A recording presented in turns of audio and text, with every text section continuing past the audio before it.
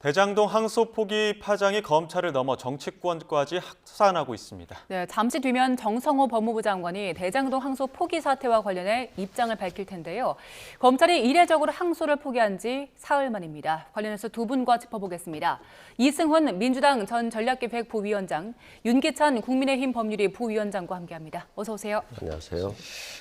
말씀드린 것처럼 이례적인 대장동 항소 포기 파장이 여의도로 옮겨 붙었습니다. 국민의힘은 대통령실 개입설을 제기하면서 맹공을 펴고 있고, 또 반면 민주당은 사의를 표명한 서울중앙지검장이 협의했다가 말을 바꾼 것 같다고 비판하고 있는데요. 먼저 오늘 아침 발언 듣고 오시죠.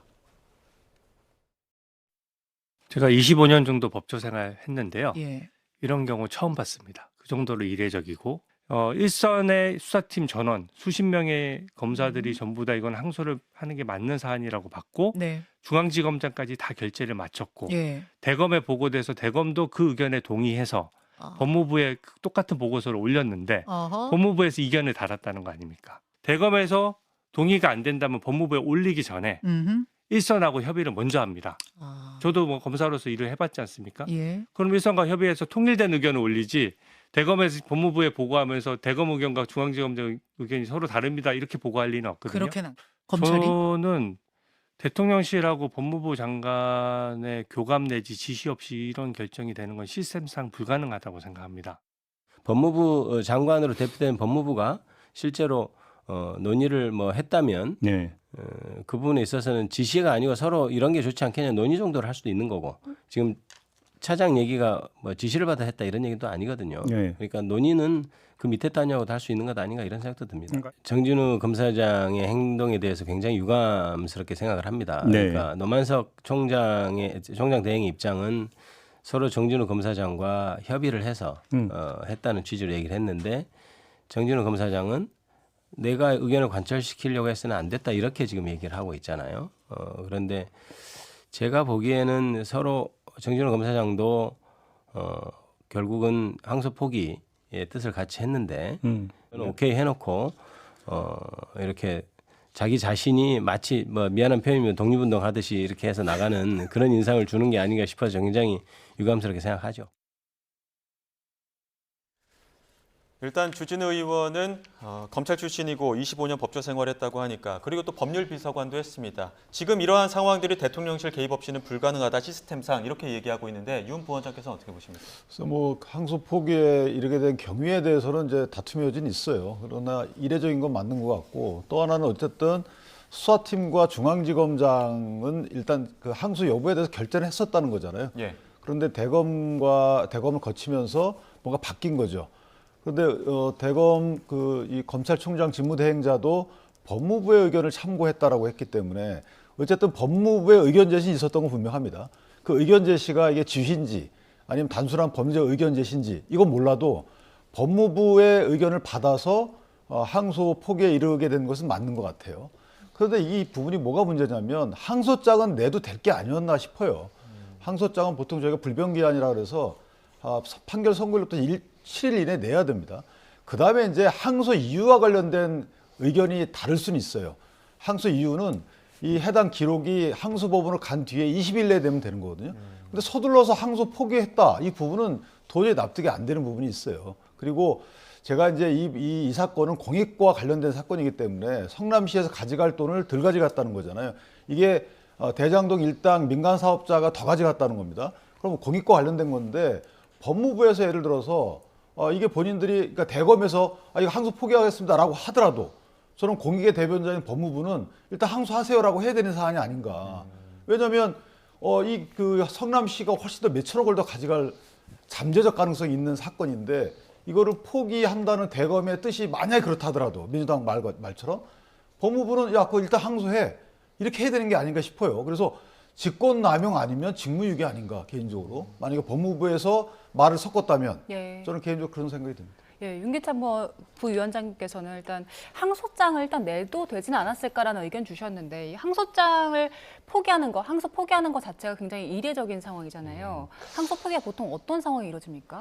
항소 같은 경우는 뭐 형량이 뭐 구형량보다 절반 이상이 떨어졌다거나 상당히 무죄 부분이 많을 때 고민해서 항소를 하는 경우가 많습니다. 근데 최근의 기류는 검찰이 무분별하게 항소를 통해서 당사자들에게 부담을 주는 것, 이것들은 좀 막아야 됐다라고 하는 기류가 좀 변동이 있었고요. 또 중앙지검에서는 중앙지검장이 수사팀의 의견을 받아서 항소하는 방향이었던 것 같아요. 그런데 법무부라든가 대검 입장에서는 또 전체적으로 보는 것이기 때문에 전체적으로 봐서 이것은 항소를 하더라도 번복 가능성이 굉장히 작겠다. 특히 특정 경제범죄가중처벌법이 아닌 업무상 배임으로서 형법상 유죄가 된 것이거든요. 결국에는 유죄는 됐는데 적용 법조가 특경법이냐 형법이냐의 문제인 것인데 이 계약 체결 당시, 그러니까 대장동 일당하고 지금 성남의 뜰이었나요? 거기서 계약을 할 당시에는 그때 손해액이 특정이 안 됐다는 거예요. 그러면 그때 당시 계약 체결 당시 손해액이 특정이 되어야지만이 업무상 배임 액수를 특정할 수 있는데 그때 특정이 안 되기 때문에 이건 대법원 판례 기준에 비추어서 봤을 때 형법이 적용될 수밖에 없는 사안이다라고 판시를 했거든요.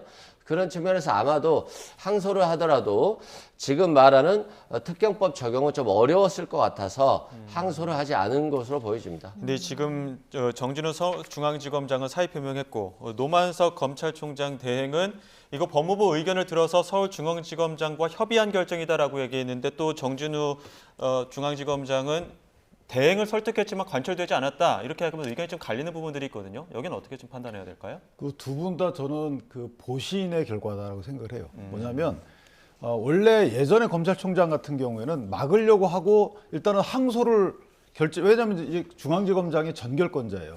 그러니까 중앙지검장이 그냥 항소하라고 하면 되는 거예요. 예. 그 뒤에 본인이 옷 벗으면 될 일을 거꾸로 했잖아요. 예. 항소를 못 막고 옷을 벗었어요. 이 말은 뭐냐면 나는 직권남용의 피해자지 직권남용의 가해자가 아니다라는 것을 명백히 남겨둔 거예요. 예. 노만석 총장 권한대행도 법무부의 의견을 참고해서 이 말을 남긴 이유는 나는 직권남용을 한 사람이 아니야. 나는 직권남용의 피해자다. 이것을 곳곳에 묻어둔 거예요.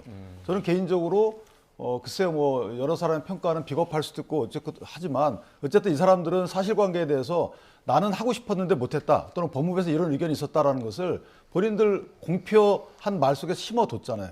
이 말은 직권남용과 관련된 뭔가가 움직임이 있었다라는 것을 암시한 것이 아닌가라는 생각이 들고 후에 법적 평가를 들이댈 때 직권남용의 가해자 아니면 피해자 둘 중에 하나다.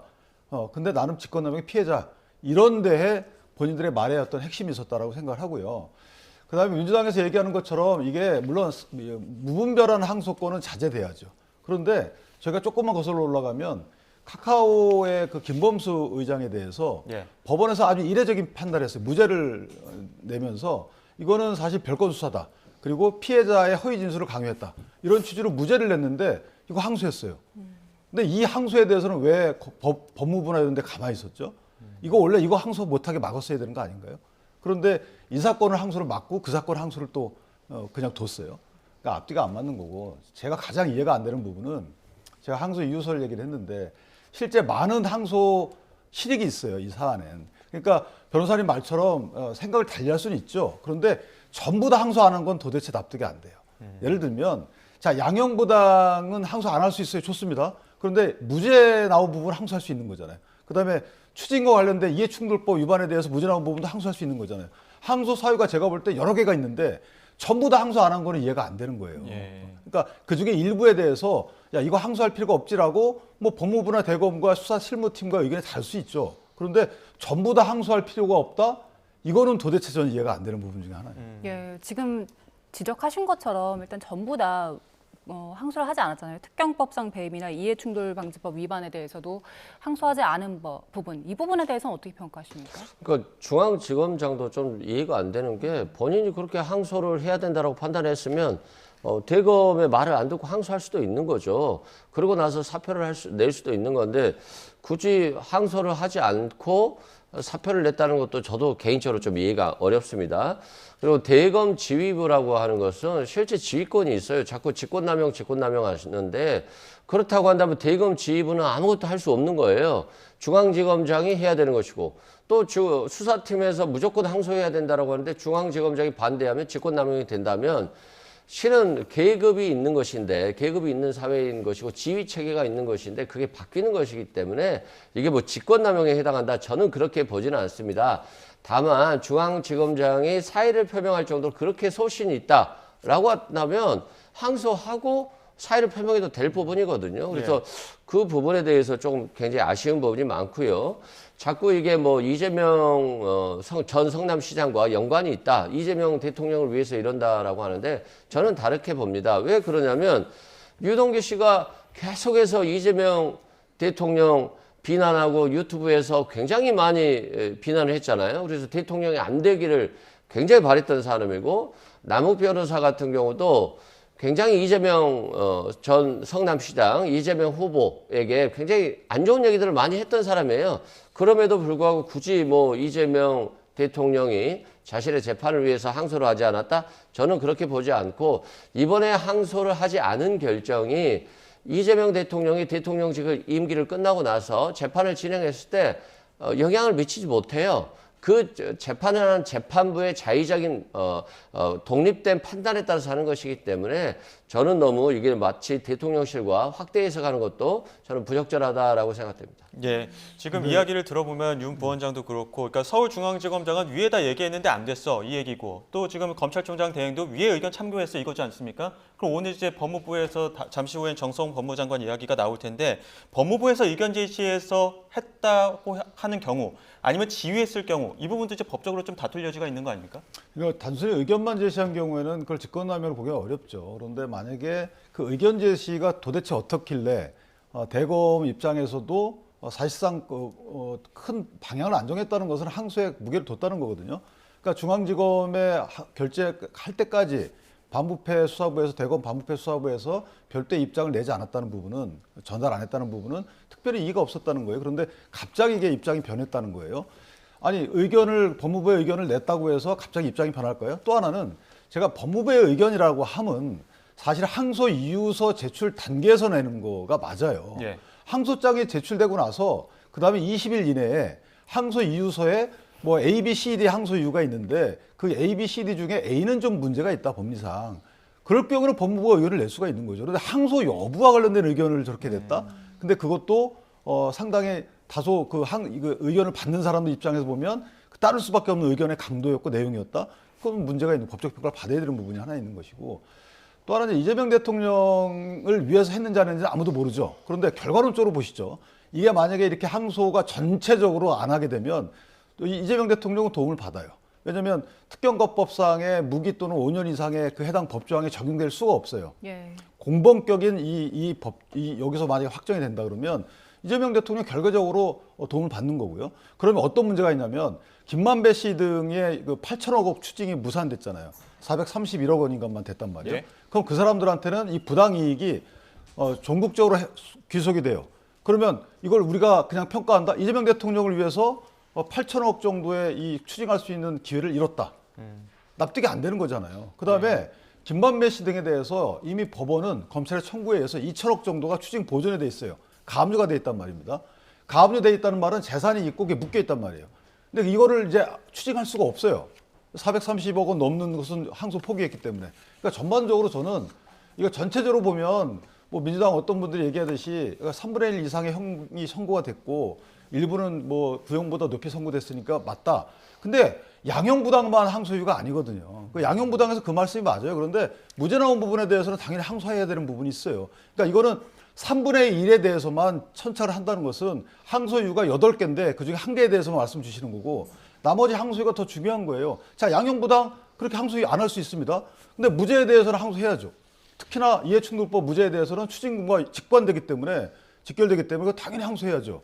그러니까 전반적으로 항소 안 한 부분은 솔직히 문제가 있는 거예요. 그리고 오늘 저 법무장관이 어떤 말씀하실지 모르겠지만 어쨌든 법무장관 입장에서는 직권 남용은 안 될 수 있어도 직무유기에 대해서는 또는 그 직무유기가 구성요건에 해당하지 않는다 하더라도 공익의 대변자인 법무장관이 적절한 업무 수행을 했는지 여부에 대해서는 비판의 관점이 있는 거죠. 네, 뭐 추징금이라든가 이재명 대통령의 그 재판에 어떤 영향을 미칠지는 잠시 뒤에 좀 더 자세히 짚어보고요.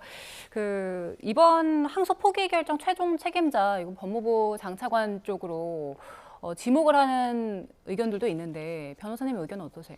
일단 저는 법무부 장관이 의견을 제시한 것 같아요. 이러이러한 이유로 이게 항소하는 게 맞냐라고 하는 정도 수준의 의견은 제시했던 것 같고 법무부 장관은 구체적 사건에 있어서 검찰총장을 지휘할 수 있기 때문에 그런 의견의 제시는 충분히 가능하다고 봅니다.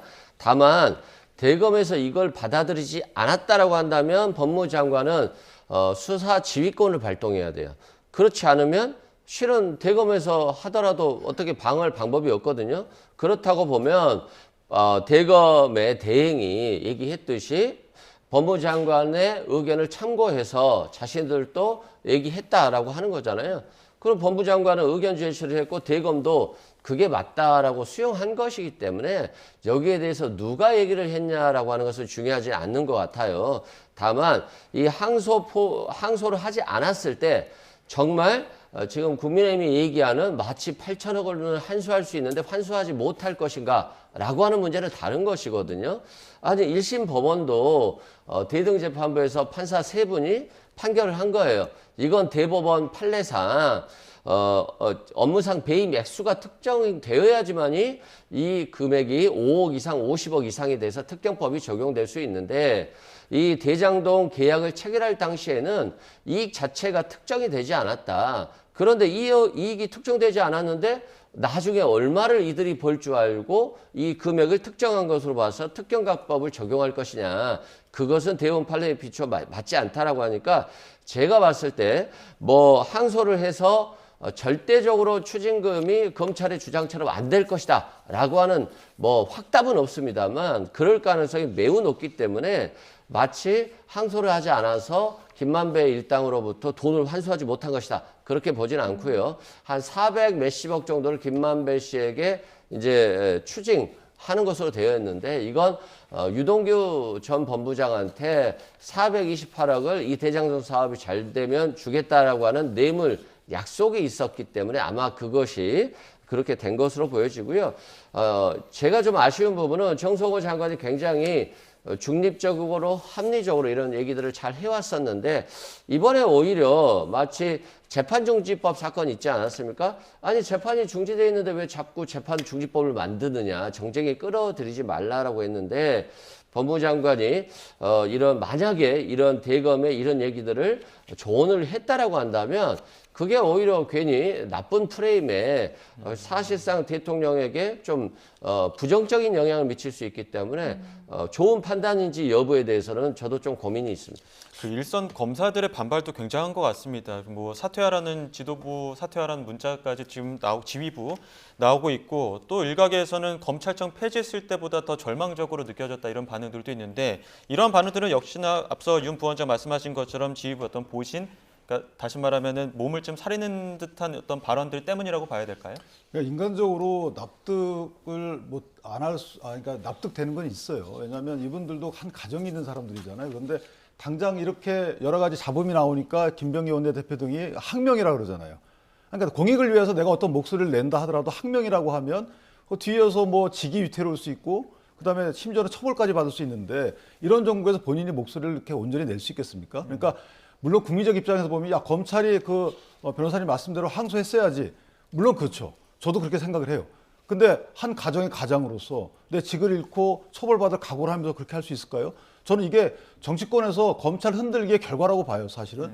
그러니까 항명이라고 바로 저는 이해 못할 평이거든요. 이 김병기 원내대표의 말씀이 이게 어떻게 항명인가요? 자, 어쨌든 이런 정치 상황이기 때문에 검사들이 공익을 위해서 직을 내던져야 되는 게 옳지만 사실 그렇게 못한 거에 대해서 저는 비판을 해서는 안 된다고 생각을 하고요. 그다음에 이제 이런 게 문제예요. 지금 그 법원이 업무상 배임을 인정했든 특경가를 인정했든 어쨌든 대장동 일당의 저런 행위들은 잘못했다는 거잖아요. 그러니까 잘못돼서 나온 수익은 성남시가 가져가야 될 돈이었잖아요. 그럼 그 수익을 환수하는 데 있어서 더 열심히 해라라고 박수를 쳐줘야 되는 게 정치권이죠. 근데 이걸 항소 포기하는데 박수 치나요? 저 납득이 안 되는 부분이 이 부분입니다. 그러니까 아무리 이게 법리상 항소 포기가 맞다고 해석된다 하더라도 실제 정치권이라면 일치 단결해서 어떻게 그거를 진만배 일당의 어떤 가져간 불이익한 이익을 가져올 수 있도록 노력해달라고 오히려 그렇게 해야 되는데 이게 잘했다고 박수 치는 게 난 도저히 납득이 안 된다는 거죠. 예. 그리고 변호사님 말씀대로 이익이 협약 당시를 기준으로 하기 때문에 이익이 특정되지 않아서 50억 이상에 적용되는 특경가가 적용되지 않았기 때문에 뭐 형량이 어쩌고 저쩌고 이해가 됩니다. 그런데 현재 전액 추징할 수 있는 법적 근거는 이해충돌법이에요. 이해충돌법의 직무상 비밀을 이용한 경우에는 전액 추징할 수 있습니다. 자, 그게 무죄가 나왔다는 겁니다. 그러면 그거는 성남 시민을 위해서라도 대한민국을 위해서라도 일단 항소했어야죠. 물론 그것이 뭐 공소시효가 만료됐느냐 안 됐는지 기산점이 이거는 법조인들이 따질 문제고 실제 그럴 다시 한번 판단받을 수 있는 기회는 줘야 되는 거 맞잖아요. 예. 수천억이 걸려 있는데 이걸 누구를 위해서 항소를 포기했죠? 저 이재명 대통령 차치하고 자 김만배한테 그 이익이 최종적으로 귀속되는 거 원하나요? 저는 원치 않습니다. 원해서도 안 된다고 봐요. 근데 그거를 그렇게 할 기회를 그냥 스스로 이걸 포기한다? 근데 거기에 박수 친다? 납득이 안 되는 겁니다. 예, 그래서 검찰 내부에서도 반발이 나고 있는 것 같은데 말씀하신 것처럼 김병기 원내대표는 이거 조직적인 항명이다. 그래서 단호하게 책임을 물어야 한다. 책임을 물어야 한다는 얘기까지 하고 있는데 어떤 입장이십니까? 지금은 조금 일단은 법무부 장관의 좀 의견을 들어봐야 될 것 같아요. 실제 법무부 장관이 대검에 이런 수사 지휘를 한 것이 있는지 아니면 참고적으로 조언을 한 것이 있는지 이런 것들부터 좀 오늘 도어 스태핑을 한다라고 하는데 그 얘기를 좀 들어보고 그리고 김병기 원내대표가 이렇게 얘기하는 것이 맞는 것인지 판단이 가능할 것 같아요. 그냥 정성호 법무장관은 조언 정도 했을 뿐인데 대검과 중앙지검 사이의 어떤 의견 충돌로 중앙지검장이 사의를 표명했을 수도 있고 그렇다라고 한다면 검찰 내부의 문제가 되는 것이거든요. 그래서 검찰 내부의 문제인 것인지 정성호 법무장관이 의견 제시를 한 것인지에 대해서는 조금 발표를 지켜보고 얘기를 해야 될 것 같습니다. 예, 법사위에서 앞서 저희가 속보로 전해드렸습니다만 내일 긴급 현안 질의를 오후 4시 반에 한다는 거 아닙니까? 그때 당시 이때 이제 또 정성호 법무장관이 나오기도 할 텐데 여기에서 좀 나뉠 쟁점들은 어떤 게 있을까요? 근데 이제 현안 질의를 하게 돼도 사실 이제 민주당이 좀 국내심 요 입장만큼은 국내심의 입장에 동조를 해줘야 돼요. 예를 들어서 이것이 이재명 대통령을 방탄하기 위한 것 아니다, 기다. 이 문제는 조금 간접적인 거잖아요. 실제 과연 항소 포기를 한 것이 대검이나 공익의 대변자의 법무부 입장에서 보면 이게 맞는 것인지 항소 이후에서 서로 간에 조율할 기회가 충분히 있음에도 불구하고 아니 수천억 원을 못 갖고 오게 할 수 있는 이런 결정한 것이 맞는 것인지에 대해서 그거는 정치권에서 국민을 위해서 일치 단결해서 다퉈봐야 되는 거예요. 근데 지금 국정조사도 하자라고 하면서도 각자 다 다르잖아요. 네. 한쪽에서는 이게 기소가 조작 기소다라고 얘기하고 있고 항명이다라고 얘기하고 있기 때문에 국정조사에 합의한다 하더라도 이 조사 계획서 이거를 채택하는 데 있어서 아마 안 될 거예요. 네. 그러니까 이거는 조금 너무 여기서 만약에 이견이 계속된다 그러면 저는 요건 좀 국민 정서에 어긋나는 거예요. 각각 정치적 입장이 다른다 하더라도 김만배 씨에 대한 그 부당이득 환수에 대해서는 입장이 다를 수가 없잖아요. 그러면 거기에 대해서 일치 단결해서 왜 이렇게 했는지에 대해서 사실 규명해서 국민께 보고를 드려야 되잖아요. 그래서 그것만큼은 현안 질의도 마찬가지입니다. 이게 각자 주장이 달라서 파행시키지 말고 일정 부분만큼은 최대 공약수만큼은 정해서 그거는 규명해야 된다 이렇게 생각합니다. 예, 내일 일단 전체 회의 현안 질의는 정성호 장관도 출석을 할 것으로 보이고요. 잠시 뒤에는 정성호 장관이 출근을 하면서 도어 스태핑을 진행할 것으로 보이는데 이게 사안이 워낙 중대해서 이렇게 약식으로 진행하는 것에 대한 그 형식에 대한 지적도 있는 것 같은데 어떤 입장이십니까? 일단은 뭐 국민들께서 궁금해하고 이게 또 주말 사이에 문제가 됐기 때문에 정성호 장관이 일단은 긴급하게 답변을 할 것으로 보여집니다. 또한 뭐 국민의힘에서 이것과 관련해서 법사위를 열자라고 했기 때문에 아마도 법사위 내부에서 이런 논의들이 좀 진행이 될 것 같고요. 또 마냥 뭐 법사위에서 이 문제에 대해서 얘기하지 않겠다라고 할 수는 없는 사안인 것 같아요. 그만큼 큰 사안이기 때문에 저는 오히려 정성호 법무장관이든 대검이든 이러한 결정을 내렸고 이러한 결정이 합리적 타당성이 있고 법리에 비추어 봤을 때 항소하더라도 대법원 판례에 비춰봐서 번복될 가능성이 전혀 없었고 또 양형 문제에 있어서도 2분의 1 이상, 최소 2분의 1 이상 다 형을 받았거든요. 유동규 씨 같은 경우는 오히려 8년형으로서 더 센 형을 받았고 정민용 변호사 같은 경우도 더 센 6년형을 받았어요. 그래서 처음에 언론의 입장은 굉장히 중형을 선고받았다라고 하는 것이었기 때문에 형이 낮다라고 하는 볼 수 없을 것 같습니다. 그런 측면에서 우리가 너무 추측보다는 오늘 지금 도어스태핑 얘기를 좀 듣고 좀 더 우리가 가닥을 잡아볼 수 있지 않을까 싶습니다. 예, 그 민주당에서는 이게 이제 항소 포기가 아니라 항소 자제다 이렇게 주장하고 있는데 앞서 윤 부원장께서는 이게 지금 뭐 김범수 의장 사례도 그렇지만 이전에는 항소 자제와 관련해서 다른 움직임이 없다고 왜 하필이면 이 사건에서 항소 자제에 대해서 적극적으로 움직이느냐 이렇게 말씀하셨거든요. 여기에 대해서 혹시 반박 의견 있으십니까? 근데 조금씩 시대가 변하고 있는 것 같아요. 대통령께서 저번에 무작정 무죄가 거의 확실하고 조작된 증거로 무죄가 됐음에도 불구하고 항소하고 대법원까지 가서 마치 검찰이 잘못한 부분에 대해서 이걸 좀 커버친다라고 하는 말을 쓰는데 그런 것 같은 얘기들이 많이 있었어요. 그런데 피고인 입장에서 보면 1심, 2심, 3심 다 변호인을 선임해야 되고 그 불이익을 감수해야 되는 어려움이 있었습니다. 그런 측면에서 양형에 비추어 봤을 때 법원의 양형이 합리적이고 또 법리적으로 봤을 때 대법원 판례에 비추어 봤을 때 번복 가능성이 없는 것들 그런 것들은 억울하게 피고인을 삼아서는 안 된다. 한 명의 무죄인 자를 한 명이라도 피고인으로 만들어서는 안 되기 때문에 더 엄격해야 된다라고 하는 표현을 썼는데 그 이후에 검찰이 다른 사건에 있어서도 항소할 때 그런 부분을 더 면밀히 봤던 측면이 있습니다. 아마 그런 부분의 일환으로도 조금은 해석되는 부분이 있고요.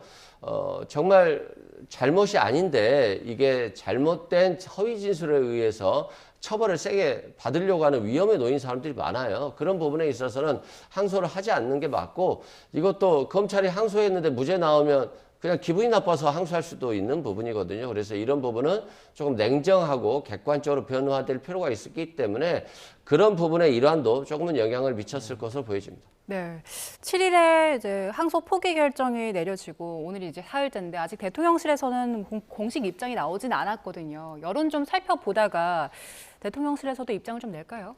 어쨌든 민정수석실까지 보고된 것은 어느 정도 부인은 안 하는 것 같아요. 그러니까 이게 민정수석실의 주요 사건이기 때문에 통상 보고를 받거든요. 그럼 제가 아까 말씀드린 대로 그런 아쉬움이 있는 거예요. 물론 민정수석실이 이렇게 해라 저렇게 해라 공식적으로 요구할 수는 없겠지만 최소한 이 부분은 법무부 만약에 보고를 했다 그러면 제가 아까 말씀드린 그런 취지가 있는 거예요. 일단 첫 번째는 이재명 대통령과 오해를 살 만한 관련 사건이기 때문에 네. 오해를 살 만한 입장은 애써 피했어야 되는 거고 그렇다면 조금 더 이 부분은 항소장 제출한 이후에 항소 이후 개진 단계에서 좀 조율해보면 어떻겠느냐 충분히 이럴 수도 있는 거거든요. 항소 자체는 불변기한이기 때문에 그 시기를 놓치면 항소 못해요. 항소 이후는 충분히 20일, 30일 정도 시간이 있어요. 사건이 그 항소심으로 간 뒤에 소송기록 통지서를 받은 뒤로부터 20일 이내에만 내면 되는 거거든요. 충분한 시간이 있음에도 불구하고 서두를 결정했다는 부분이 하나 있고 또 하나는 이제 환수와 관련된 그리고 부당이득은 판결로서 1심 판결로서 어느 정도 나타났단 말이에요. 이게 문제가 있는 거다. 배임 액수를 특정하지 못했을 뿐이지 배임과 관련된 행위가 결부되어 있기 때문에 이건 부당이득이에요. 불법한 이익입니다. 그 불법한 이익이 이게 개인 대 개인의 문제가 아니고 성남 시민한테 돌아갈 이익을 민간업자들이 가져간 거잖아요. 그러면 성남 시민에게 돌아갈 수 있는 공공적 이익이 있는 건데 이런 거 왜 보고를 받죠? 사실은 민정수석실이 보고받는 이유가 뭘까요? 그냥 알기 위해서 보고받는 게 아니잖아요. 시정할 수 있는 기회를 놓치지 않기 위해서 보고받는 거잖아요. 모든 것들은. 그러면 보고받게 되면 이거 문제 있다라고 해서 항소하는 게 맞겠다라는 의견을 줬어야 된다고 저는 생각을 합니다. 완곡하게라도 이게 법의 테두리 내에서. 근데 만약에 항소하지 마십시오라고 직접적으로 지시 안 했다고 끝날 일이 아니고 그걸 만약에 알게 됐으면 이거 항소하는 게 공익에 부합하는 거 아닙니까? 라고 위정자의 입장을 밝히는 게 맞다고 봐요. 근데 만약에 그게 없었다면 저는 그 자체도 문제가 있다고 봅니다. 이게 법적으로 뭐 처벌이랑 있는지 없는지를 떠나서 그럼 왜 보고받고 법무장관은 왜 보고하고 이러나요? 예. 근데 국민의힘에서는 이게 지금 결국에는 이재명 대통령 사건 공소 아예 취소하기 위한 빌드업 1단계 아니냐 이렇게 주장하고 있는데 이거는 현실적으로 가능한 시나리오라고 보십니까? 현실적으로 불가능하죠. 공소 취소를 면전할 수 없어요. 미국의 법무부는 트럼프 대통령에 대해서 모든 기소 사항을 다 취소했어요. 공소 취소. 그렇지만 대한민국 헌법에 있어서는 공소 취소를 할 수 있는 법리적 근거가 전혀 없습니다. 그러니까 빌드업을 할 수 없고요. 공소 취소하려면 이런 걸 만들어야 되죠. 현직 대통령이 된 사람은 기소된 사건도 다 공소 취소한다. 근데 그 법이 현실적으로 나올 수 있겠습니까? 박근혜 전 대통령도 있고 이명박 전 대통령도 있고 윤석열 전 대통령도 재판받고 있는데 그러면 윤석열 전 대통령 처벌되지 않을 거 아니겠습니까? 그런 측면에서 저는 현실적으로 불가능한 얘기를 이제 프레임으로 넣는다라고 말씀드리고요. 이번 항소를 하지 않았다라고 해서 이제 이 판결문이 이재명 대통령이 임기를 끝나고 나서 재판받을 때 적용될 수가 없어요. 그 기소가지 않습니다. 그 법원은 그 법원 나름대로 재판을 하는 것이기 때문에 독립적 재판을 하는 것이고 따라서 이재명 대통령에게 적용되지 않는다는 말이고요. 실제 배임 액수가 특정이 안 됐기 때문에 변호사님 자, 정성호 장관이 조금 전에 그 도어 스타핑을 진행했는데 10시 30분에 진행을 했고 지금도 진행한 걸 보이니까 한 19분 넘게 진행했습니다. 일단 크게 얘기했을 때는 성공한 수사와 재판이었다라는 얘기를 했고 그 추징금과 관련해서는 이거 몰수 어렵지 않다 이런 입장 밝혔거든요. 가능합니까? 근데 저 부분은 어폐가 있죠. 피고인들만 항소해가지고 아직 재판이 진행 중일 텐데 어떻게 성공한 재판이라고 얘기를 할 수 있습니까?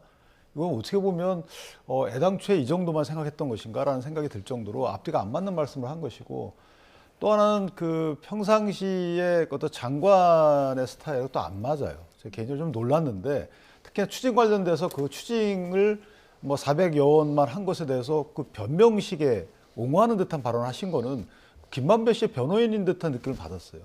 오히려 부족하다고 하셨어요. 저 공익의 대변자면 안타까워하셔야 되는 게 아닌가요? 그리고 피해자가 없는 범죄가 맞죠. 우리 형소법상 피해자가 없는 범죄예요. 이것도 배임죄이기 때문에 실제 다수의 피해자, 공공의 이익에 대한 배임이죠. 그러니까 성남시가 피해자지만 실제로다가는 피해자가 없는 범죄와 유사하게 진행되는 거란 말이죠. 그다음에 이해충돌법 그 관련돼서는 아쉬웠다고 말씀을 하셨어야 되는 거예요. 근데 이게 성공한 수사였고 성공한 판결이었다. 그렇기 때문에 뭐 유동규 씨에 대해서 봐주기 구형이 있었다. 그다음에 원하는 목적 이상에 달성되는 양형이 있었다. 아니 이렇게 얘기하면서 신중하게 판단하라고 하면 이 말을 듣는 사람 입장에서 보면 항소하지 말라고 들을 가능성이 있죠. 그것도 두 번에 걸쳐서 그렇게 말씀하셨다면. 그러니까 이 부분은 실제로 보면 말씀은 신중해라, 저기 판단해라 얘기하시지만 그 내용 자체를 저렇게 오랫동안 하는 내용을 다 얘기했다는 거잖아요. 그러면 그 듣는 사람 입장에서 보면 항소하지 말라는 거죠. 그렇게 듣지 않겠습니까? 그 말을 애둘러서 뭐 나는 짜장면, 너 뭐 맛있는 거 먹어. 이거 똑같은 거잖아요. 정해놓고 불가피한 사정을 설명하신 거잖아요. 그럼 듣는 사람 입장에서 보면 하지 말라는 거고. 또 하나 제가 중요하게 들은 이유는 뭐냐면 그것 중에 하나는 검찰이 어려운 상황에 처해 있다. 저 이 부분 매우 부적절하다고 봅니다. 검찰 당신들 원하는 것은 보안 수사권 요구잖아. 앞으로 수사권 관련해서. 그 말을 검찰총장이나 누구한테 했다면 그 사람들 입장에서 어떻게 듣겠습니까? 여기서 내가 물러나 줘야 향후 법무장관이 검찰의 보안 수사 요구를 인정해 줄 것인가? 이런 생각을 할 수밖에 없겠죠. 저는 이런 내용들을 만약에 진짜 얘기를 했다 그러면 대단히 부적절한 겁니다. 당신들 보안 수사권 내가 인정해 줄 테니까 이번에 양보해. 이렇게 들을 수도 있는 거 아니겠어요? 그러니까 전반적으로 워낙 솔직히 다 말씀하신 것 같은데 상당히 부적절한 행태였다. 개인적으로 이렇게 평가합니다. 이승훈 변호사께서 어떻게 들으셨습니까? 우리가 뭐 사법부가 너무 정치의 중심이 되면 사법부가 자제해야 된다는 표현을 쓰잖아요. 검찰도 마찬가지인 것 같아요. 검찰이 이제까지 정말 수사도 잘하고 다 잘해왔지만 1% 정도의 정치 검찰들이 너무나도 정치적으로 활동하면서 이 검찰을 버렸다. 그렇기 때문에 정상화를 해야 된다. 그리고 이번에 그 김만배, 유동규 이 대장동 사건과 관련해서도 남욱 변호사가 뭐 당시에 너희들 보고 싶지 않냐, 뭐 배를 갈라서 장기를 꺼낼래, 아니면 그냥 지금 빨리 검찰에 협조할래라고 하면서 회유와 협박을 했다는 것을 남욱 변호사가 얘기했잖아요. 그 유동규 씨와도 마치 양형 거래한 것처럼 좀 비칠 수가 있다. 검찰이 유동규에 대해서는 불구속 상태로 계속적으로 굉장히 오랜 기간 유지해주고 김만배 씨라든가 이재명 성남시장에 대해서 불리한 얘기를 했던 사람들은 계속해서 감옥에 가둬놓는 그런 것들을 통해서 회유와 압박을 통한 판결 굉장히 잘못된 수사가 잘못돼서 판결도 잘못될 수 있었다.